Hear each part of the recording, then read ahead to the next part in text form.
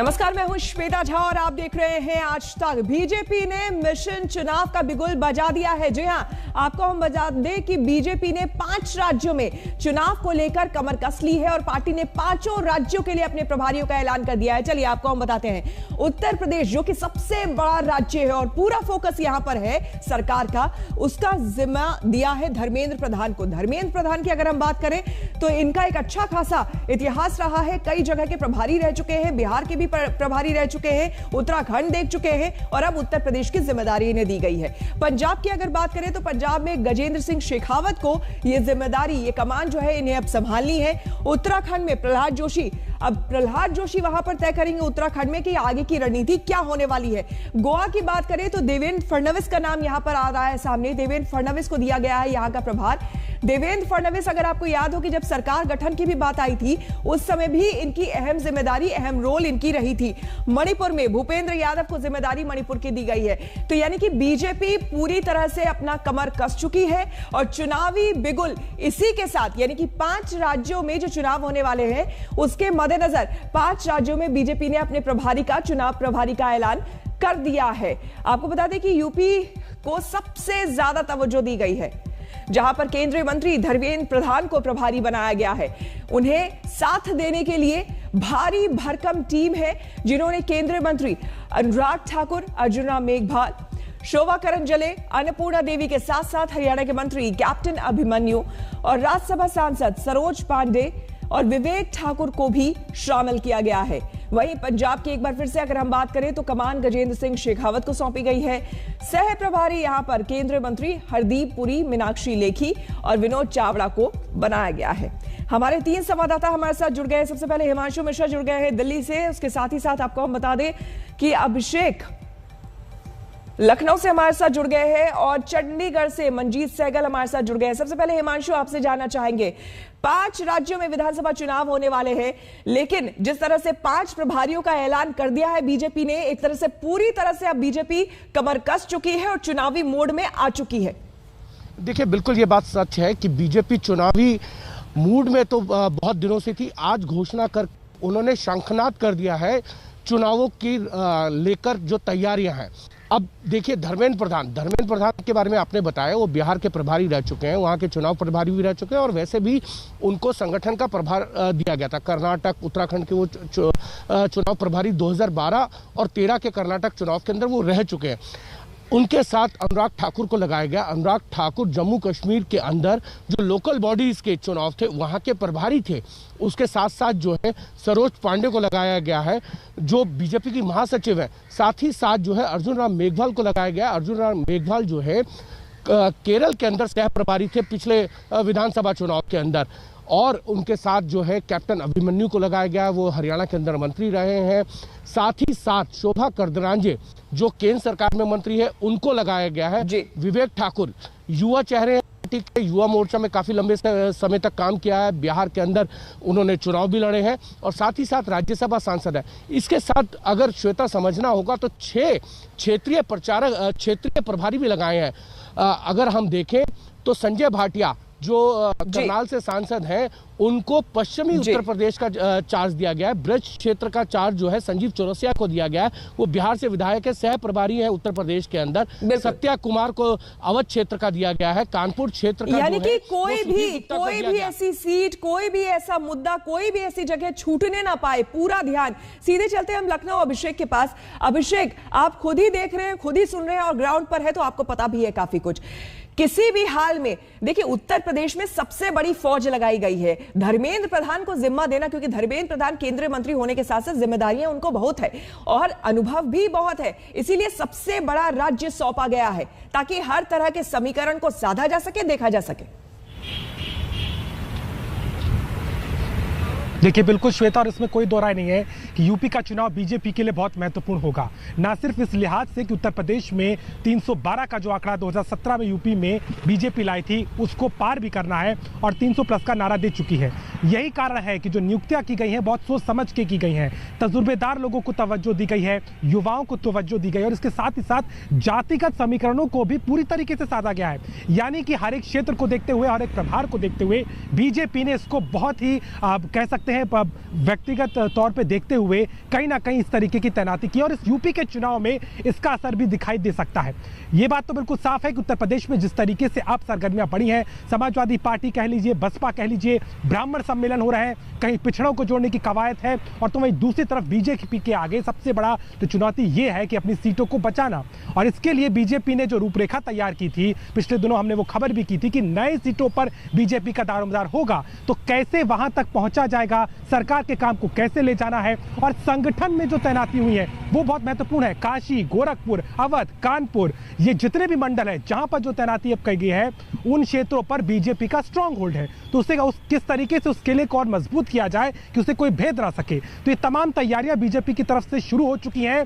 चुनाव के लिहाज से बहुत महत्वपूर्ण है, और तजुर्बेदार के साथ साथ युवाओं पर भी एतबार किया गया है, जिसकी साफ झलक इन नियुक्तियों में दिखाई देती है। बिल्कुल, तो जैसा कि हमने आपको बताया कि 5 राज्यों में चुनाव होने वाले हैं, विधानसभा चुनाव होने वाले हैं, मार्च अप्रैल मोस्ट प्रोबेबली हो जाएंगे।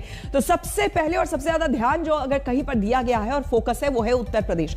उत्तर प्रदेश का पूरा गणित आपको हम समझाते हैं। देखिए, प्रभारी की जिम्मेदारी दी गई है धर्मेंद्र प्रधान जी को। केंद्रीय मंत्री होने के साथ साथ इनका जो अनुभव रहा है, और अभी जिसके बारे में हम चर्चा कर रहे थे, वो इसके पीछे सबसे बड़ी वजह रही है, क्योंकि उत्तराखंड देख चुके हैं, बिहार देख चुके हैं। इसके अलावा जो इनके पास जिम्मेदारी है वो अलग है, इसलिए यूपी का प्रभारी बनाया गया। इसके अलावा देखिए, सह प्रभारी की अच्छी खासी लिस्ट है। यहां पर अनुराग ठाकुर केंद्रीय मंत्री जम्मू कश्मीर को देख चुके हैं, अर्जुन राम मेघवाल केंद्रीय मंत्री है, इनका अपना अच्छा खासा रिकॉर्ड रहा है। आपको बता दें कि पूरी की पूरी लिस्ट यहां पर तैयार की गई है, ताकि कोई भी कुनबा ना छूटे, कोई भी इलाका ना छूटे, और जिस तरह से सोशल इंजीनियरिंग होनी चाहिए उत्तर प्रदेश में, उसको लेकर के बहुत जरूरी है यहां पर। तो एक बार फिर से आपको हम बता दें, देखिए उत्तर प्रदेश, जैसा कि आपको बताया धर्मेंद्र प्रधान, पंजाब की जिम्मेदारी गजेंद्र सिंह शेखावत को दी गई है, और साथ ही साथ गोवा देवेंद्र फडणवीस, उत्तराखंड प्रहलाद जोशी, और मणिपुर सौंपा गया है भूपेंद्र यादव को। चलिए अब बात कर लेते हैं मंजीत सहगल से, जो कि इस वक्त पंजाब से हमारे साथ जुड़े हैं, चंडीगढ़ से हमारे साथ जुड़े हुए हैं। मंजीत, अगर हम पंजाब की बात करें तो पंजाब की जिम्मेदारी दी गई है गजेंद्र सिंह शेखावत को। ये एकमात्र इन 5 राज्यों में एकमात्र ये ऐसा राज्य है जहां पर बीजेपी का शासन नहीं है, यानी कि कांग्रेस यहां पर है और बीजेपी यहां पर नहीं है। अब ये फोकस में रखते हुए एक अहम जिम्मेदारी गजेंद्र सिंह शेखावत की भी यहां पर अब बनती है। अब उन्हें सब कुछ सोशल इंजीनियरिंग वहां पर कैसा है और कैसे वहां पर गोटियां कायदे से आगे के लिए फिट करनी है, वो देखना होगा। बड़ी जिम्मेदारी। आपने बिल्कुल ठीक कहा नेहा। अब की बार भारतीय जनता पार्टी के लिए पंजाब में थोड़ी सी स्थितियां बदली हुई है, क्योंकि इससे पहले वो शिरोमणि अकाली दल के साथ मिलकर चुनाव लड़ती आई है, और अब की बार पहली बार वो अकेले चुनाव के मैदान में उतरेगी। 117 कुल सीटें हैं, और भारतीय जनता पार्टी का जो फोकस है कुल 45 शहरी क्षेत्र की सीटों पर होगा, जहां पर 60% हिंदू मतदाता है। आपको बता दूं कि इससे पहले के चुनाव में अकाली दल के गठबंधन में भारतीय जनता पार्टी 117 में से 23 सीटें जीतती आई हैं, लेकिन 2017 के चुनाव में भारतीय जनता पार्टी का जो मत थे वो काफ़ी नीचे खिसक गए थे। 23 में से जो 21 सीटें थी, उनमें से कांग्रेस के जो उम्मीदवार थे वो भारी मतों से विजयी हुए थे। और अब वोट शेयर की बात करें तो पंजाब में भारतीय जनता पार्टी का वोट शेयर 5% था। अब हालांकि नेता दावा कर रहे हैं कि 10% के करीब है, और ये भी कहा जा रहा है कि अकाली दल के साथ जिन सीटों पर मिलकर चुनाव लड़ा जाता था वहां पर भी भारतीय जनता पार्टी का जनाधार है। लेकिन फिलहाल भारतीय जनता पार्टी की डगर पंजाब में आसान नहीं है। सिख चेहरे भले ही पार्टी के ऑर्गेनाइजेशन में लाए जा रहे हों, गजेंद्र सिंह की अपॉइंटमेंट हो रही है, और वहीं आधा दर्जन जो बड़े सिख नामी चेहरे वो पार्टी संगठन में और पंजाब से भी जोड़े गए हैं। कुल मिलाकर भारतीय जनता पार्टी अब कमर कस रही है, लेकिन उसकी डगर आसान नहीं है। पार्टी के प्रति किसानों में बहुत ज़्यादा नाराजगी है, और इसका खामियाजा पार्टी जो है अभी हाल ही में जो स्थानीय निकायों के चुनाव हुए थे उनमें भुगत चुकी है। पार्टी को बहुत कदम फूक कर रखना होगा। बहुत बहुत शुक्रिया आपका मंजीत, और तमाम हमारे संवाददाताओं का तमाम जानकारी के लिए। रुक करेंगे अगली बड़ी खबर की ओर। आपको बता दें जो इस वक्त की बड़ी खबर और आ रही है, किसानों की लड़ाई करनाल में गरमा गई है। जी हां, लाठीचार्ज के खिलाफ किसानों ने करनाल सचिवालय की घेराबंदी कर दी है। कल रात भर किसान नेता यहां पर डटे रहे। सचिवालय के गेट बाहर ही सभी ने रातें बिताई है। धरने पर राकेश टिकैत, बलबीर सिंह, राज्यपाल योगेंद्र यादव, गुरनाम सिंह चढ़ूनी समेत तमाम नेता यहां पर मौजूद है। भारी सुरक्षा के यहां पर इंतजाम किए गए हैं। आपको हम ये तस्वीरें अलग अलग दिखा रहे हैं। देखिए किस तरह से रात्रि भोज भी यहां पर हो रहा था, लंगर यहां पर लगाया गया था, गुरुद्वारे से लंगर बांटा गया। साथ ही साथ लगातार सचिवालय के सामने, मिनी सचिवालय के सामने देखिए किस तरह से लोगों ने धरना दिया हुआ है। किसानों ने आंदोलन के कारण हरियाणा के 5 जिलों में मोबाइल, इंटरनेट और बल्क SMS सर्विस बंद कर दी गई है। आपको बता दें कि इस इलाके में धारा 144 भी सरकार ने एहतियातन लगा दी थी। पीछे जो दृश्य आप देख रहे हैं ये करनाल के मिनी सचिवालय के बाहर का है। देख सकते हैं किसान सड़कों पर जमे हुए हैं। कल रात जब प्रदर्शनकारी किसानों के ऊपर पानी की बौछार की गई, उसके बाद उन्होंने सचिवालय के भीतर धरना लगा दिया और धरना उठाने से इनकार कर दिया है। किसान और किसान नेता कह रहे हैं कि ये धरना तब तक जारी रहेगा जब तक सरकार उनकी मांगे नहीं मान लेती। किसानों की मांगों की बात करें तो सबसे पहले आयुष सिन्हा नाम के जो SDM थे, जिनका अब तबादला कर दिया गया है, उनके खिलाफ एक आपराधिक मामला दर्ज करने की मांग की गई है। इसके अलावा 28 अगस्त को जो किसान पुलिस कार्रवाई में घायल हुए थे उनको 2-2 लाख रुपए के मुआवजे की मांग की गई थे।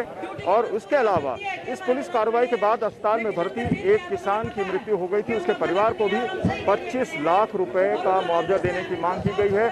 उसके बेटे के लिए सरकारी नौकरी की मांग भी की जा रही है। कुल मिलाकर ये सभी मांगे प्रशासन के समक्ष रखी गई थी, लेकिन कल 3 दौर की बातचीत विफल रही और आज उम्मीद की जा रही है कि किसान और सरकार के नुमाइंदों के बीच में चौथे दौर की बातचीत एक बार फिर से होगी। सरकार भी चाहती है कि मामला सुलझ जाए, लेकिन किसान डटे हुए हैं और धरना उठाने से इनकार कर दिया है। साफ कह रहे हैं कि धरना तब तक जारी रहेगा जब तक सरकार उनकी मांग नहीं मान लेती। इसके अलावा इन किसान संगठनों की एक मांग जो पिछले 1 साल से सामने आ रही है वो है कि 3 कृषि कानूनों को रद्द किया जाए ताकि वो वापस अपने घरों को लौट सके। फिलहाल करनाल के बाहर का ये दृश्य हम आपको दिखा रहे हैं। सड़क के दोनों तरफ किसान जमे हुए हैं, इनकलाब जिंदाबाद के नारे लग रहे हैं, धरने प्रदर्शन और सरकार के खिलाफ लगातार नारेबाजी की जा रही है। वीडियो जर्नलिस्ट दिलीप राव के साथ मंजीत सहगल, करनाल, आज तक। तो आपको बता दें कि करनाल में लगातार धरना प्रदर्शन जो है वो जारी है। इस बीच किसान नेता राकेश टिकैत क्या कह रहे हैं, आइए सुनते हैं। कामकाज को मैं नहीं कर रहे हैं। आपने सारे अधिकारियों को अंदर जाने के लिए कहा है? नहीं, सब जाओ अपना काम करो। काम को लेकर कोई दिक्कत नहीं, काम तो होना चाहिए भाई, पब्लिक का काम है, काम इनको करना चाहिए। ये काम अपने आप नहीं करेंगे, छुट्टी मारेंगे अपने आप और कहेंगे जी हम तो इसलिए नहीं आए, वहाँ किसान बैठे थे। आपकी तरफ से इस वक्त संदेश है कि बिल्कुल काम करे। लंगर भी यही चक्क है, कोई दिक्कत नहीं है, यही लंगर चक्क है, घर जाने की जरूरत ही नहीं। ये जो छुट्टे लंच के टाइम में घर भागते थे, इनको कहाँ जाने की जरूरत है, ज्यादा काम करे बैठ के। सफाई आई, सफाई देने की कोशिश करे। जब वहाँ कोर्ट में जाते हैं तो चोर भी ये कहे मैं चोरी करी नहीं, चाहे वो पकड़ा जाओ, उससे सजा हो जाओ, लास्ट तक ये कहता है जी मैं करी नहीं। काम है, उसे साबित करें। प्रशासन का काम है, उसे साबित करें। साबित कहाँ करेगा जब प्रशासन ही एक जगह हो रहा, जब गवाह और कोर्ट और मुलजिम एक जगह इकट्ठे हो जाएंगे तो फिर सजा तो होगी नहीं। देखिए भैया, किसानों के कंधों पे बंदूक और क्रिमिनल कॉन्स्पिरेसी का संदूक लेकर के ये सारी चीजें हो रही हैं। अरे भैया, सरकार ने आपको कह दिया, आपने 3 मासूम मांगों को लेकर के शुरू में ये बात कही कि साहब ये MSP खत्म होने वाली है, सरकार ने गारंटी दे दी। उन्होंने कहा मंडी जो है वो उड़ जाएगी, मंडी जो है वो उड़ नहीं गई बल्कि और वो दिन दूने रात चौगुने तरक्की कर रही है, फल फूल रही है। किसानों की ज़मीन के बारे में आपने भ्रम पैदा करने की कोशिश की। किसानों की ज़मीन की गारंटी खुद कृषि कानून में है। अब आप चाहते क्या है, आप तो बताओ ना भैया कि क्या आपका इशू क्या है। दरअसल इशू लेस है ये। जब तक सरकार नहीं मानती है तब तक घेराव जारी रहेगा और सरकार जो है वो अपनी जगह गलत है और गलत होने के बावजूद भी अपने लोगों का पक्ष कर रही है, मान नहीं रही है। तो ये सरकार इस मामले को जान के जाना चाह रही है। हम रुकेंगे यहाँ पर एक छोटे से ब्रेक के लिए, बने रहे हमारे साथ, देखते रहिए आज तक। और अब बात चिराग पासवान और तेजस्वी यादव की मुलाकात की। जी हां, आपको बता दें कि पूर्व केंद्रीय मंत्री रामविलास पासवान की पहली बरसी के कार्यक्रम के लिए न्योता देने के लिए आज चिराग पासवान पटना में तेजस्वी के घर पहुंचे। वहीं की ये तस्वीरें हैं जहां आप तेजस्वी और चिराग को बात करते हुए देख सकते हैं। चिराग पासवान ने पटना में 12 सितंबर को दरअसल बरसी के कार्यक्रम का आयोजन रखा है। रामविलास पासवान की बरसी के मौके पर 10,000 आमंत्रण कार्ड छपवा गए हैं। कार्ड में चाचा पशुपति पारस और चचेरे भाई प्रिंस राज का भी नाम शामिल है। इस आमंत्रण कार्ड के जरिए चिराग ने संकेत दिए हैं कि वो परिवार में अब सुलह कराना चाहते हैं, जिसके लिए उन्होंने पहल की है। आपको बता दें कि तेजस्वी पहले ही ये जाहिर कर चुके हैं कि अगर चिराग चाहे तो वो आरजेडी ज्वाइन कर सकते हैं।